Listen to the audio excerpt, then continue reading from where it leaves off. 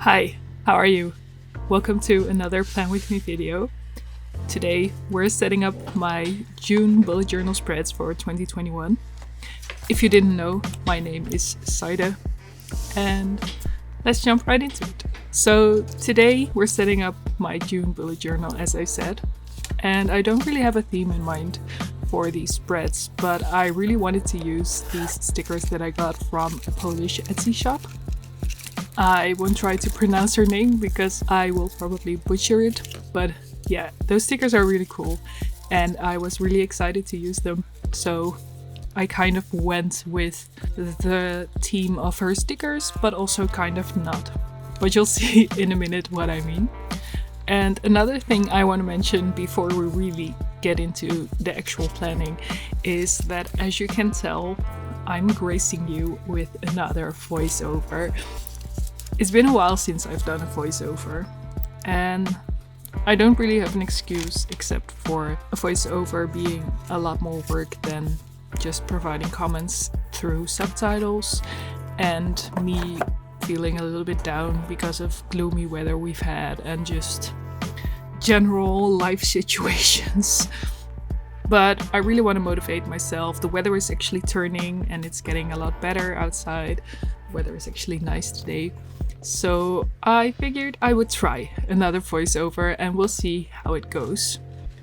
Also, I did a little bit more planning this week, so actually I have enough time to do a voiceover as well. But enough on that. So, like I said, for today's theme or today's spreads, I don't really have a theme in mind going into the actual planning. I usually try to just go with whatever I'm feeling like doing at that moment. That sounds super vague, but I think for me it's important not to try and plan anything or too much in advance, because that's how I generally like to tackle problems. So for my bullet journal, I've actually been using it as an exercise to not plan everything in advance and just go with whatever I feel like doing at that time. And it's been working out quite well, actually. I always start off my spreads by setting up the calendar. As you can see, I use my phone to actually look up the calendar because I somehow mess up the calendar a lot of the times.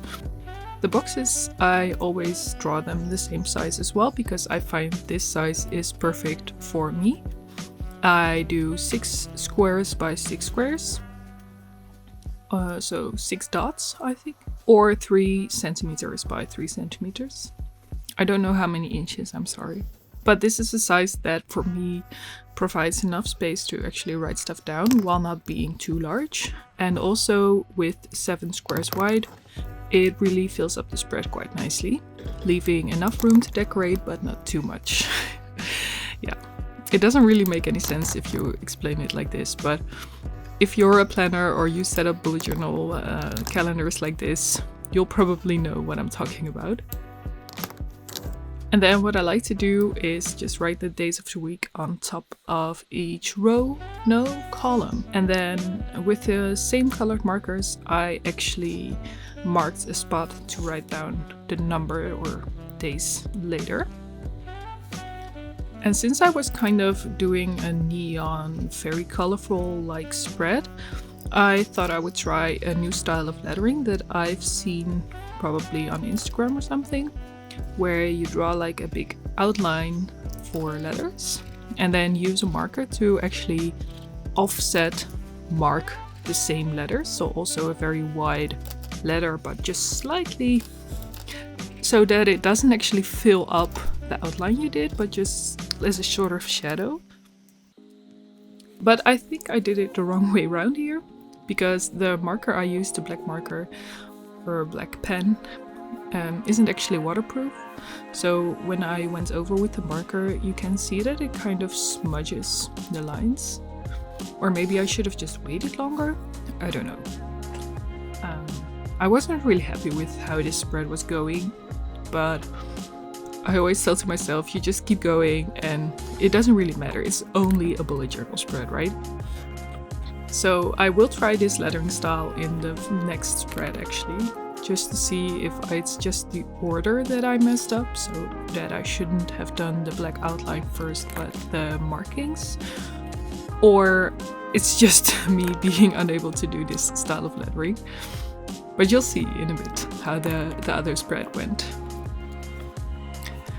And now it's actually onto my favorite part, which is decorating the spread.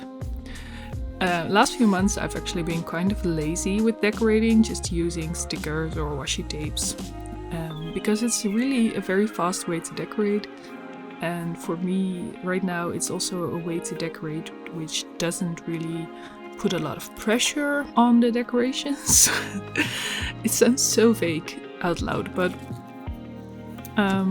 2 years ago or something I did bullet journal spreads where I was super creative and painted a lot of stuff, made 3D sandcastles from painted papers. It was super much fun. It was so great.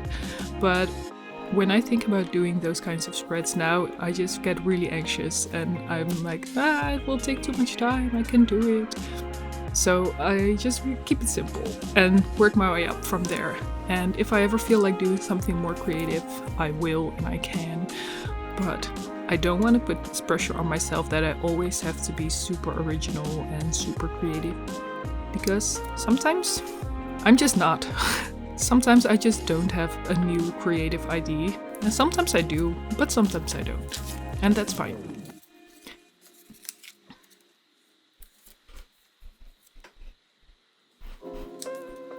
Actually, something that you see me do a lot is get out a piece of washi tape or a sticker and then just hold it above certain parts of a spread to see where it will look the best. And sometimes I actually stick something down and end up disliking it, as you saw me do earlier as well. And I usually just take it off again. And most of the times you can take the stickers off quite easily, or washi tapes, and you can even reuse them. And sometimes you can't, and then it's a waste of the sticker, but well, again, if I just end up disliking it, I might as well just take it off.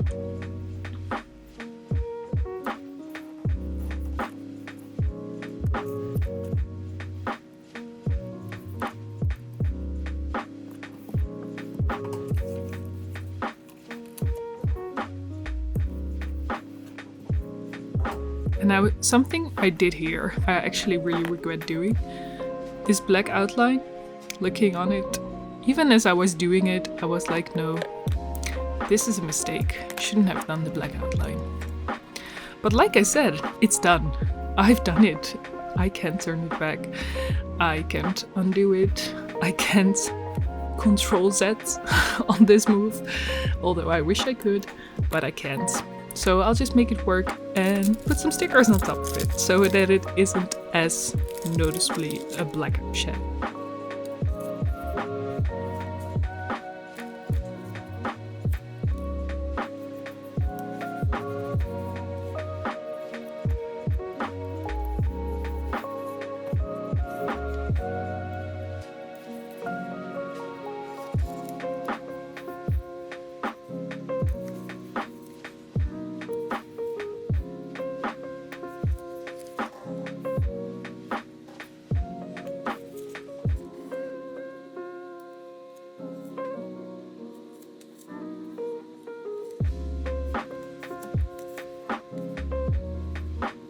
And then I like to mark my days of work so that I know which days I can do other stuff and just do nothing, basically.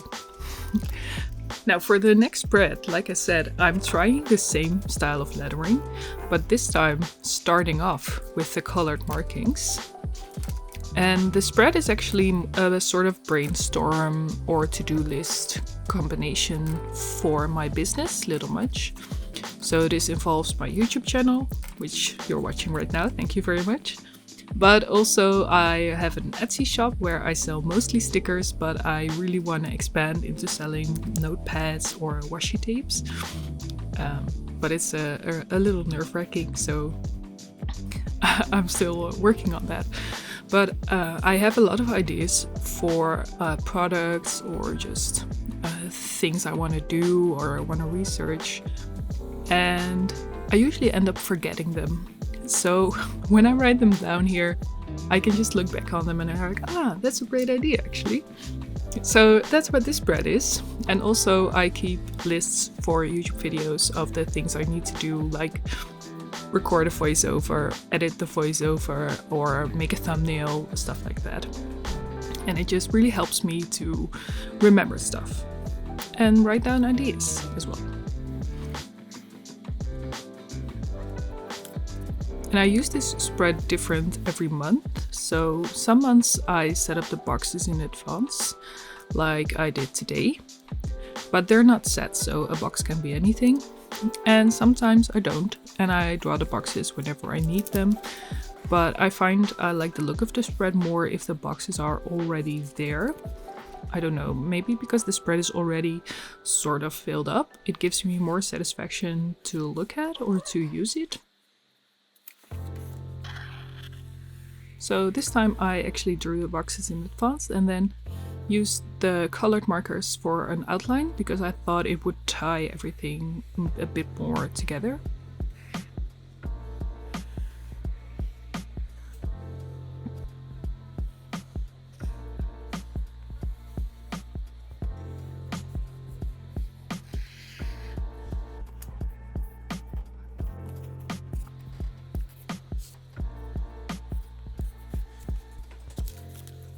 The last spread we're setting up is a daily journal or a weekly journal spread. So again, this is a very flexible spread for me. I sometimes journal a few days in a row, and sometimes I just journal 2 days in a whole month. But it's all fine. I usually keep this spread very flexible, so I only set up one this month because I'm not sure how many I want to use. And I'm actually starting the spread on the day I'm filming the video, so on a Thursday, because I plan on journaling a bit that day. But the rest of the spread I usually keep it very empty so that I can just use it whatever as some extra decorations, decide on whether to do 1 or 2 column writing later. When I was in college, I actually liked to set up my weekly spreads, like actual weekly spreads, where you already fill out the days of the week and then just fill up the space later. But when I graduated from college and started working life, I realized that I didn't have as much free time, and I also didn't really feel like journaling every day as much. Because, well, some days when you've worked for 8 hours and you've made dinner and you finally sit down on the couch, you're just tired, and I usually don't feel like journaling on those days. So I stopped actually setting up full weekly spreads and went to this more flexible layout.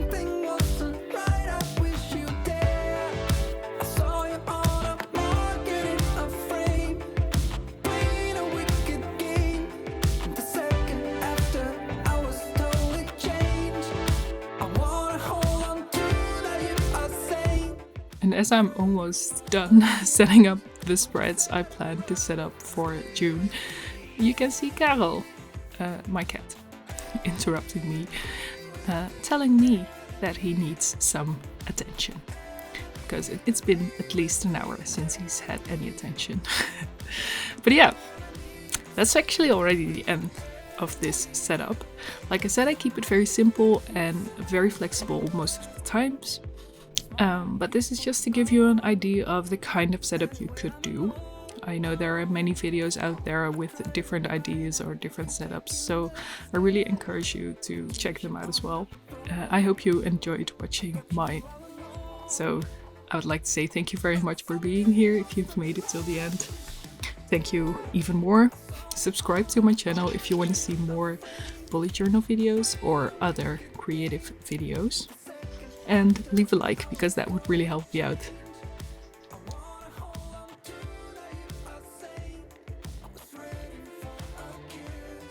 Thank you very much, and I hope to see you in another video. Bye bye!